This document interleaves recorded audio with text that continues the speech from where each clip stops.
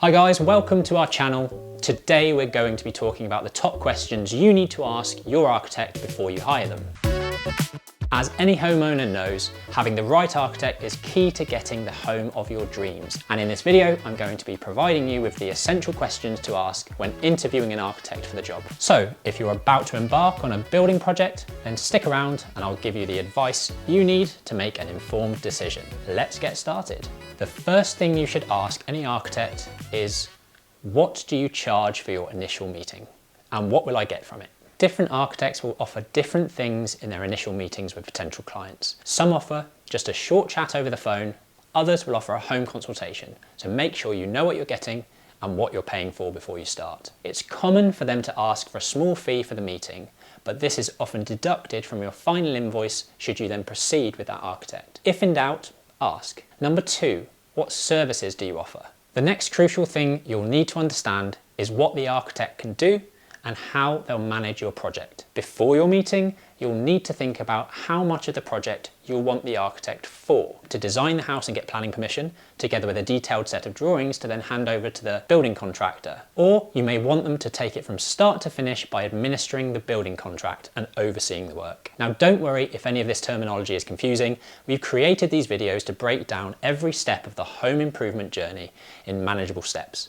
So make sure to tune in to some of our other videos on this channel to learn more. Are you looking for an interior design element too? If so, is this something your architect is capable of providing, or will you need to bring in an interior designer separately? It's far easier and cheaper to have the same architect the whole way through than have to change halfway because the architect you selected doesn't offer contract administration or any form of project management. Number 3.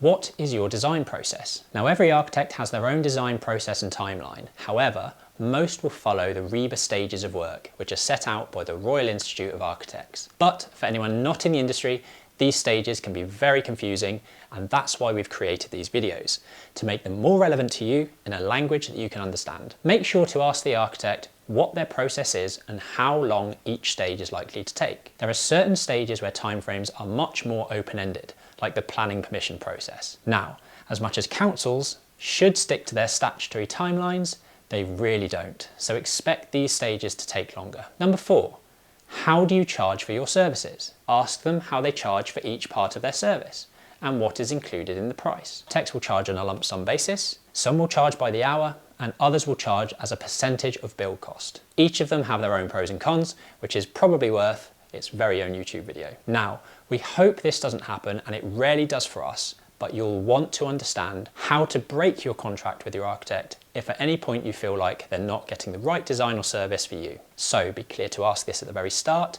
so that there's clarity around how to separate on good terms. Top tip, make sure their T's and C's allow you to take ownership of the base CAD files and survey data so that any new architect can pick up from where they left off. Number 5, how will you ensure that my project is completed on time and on budget?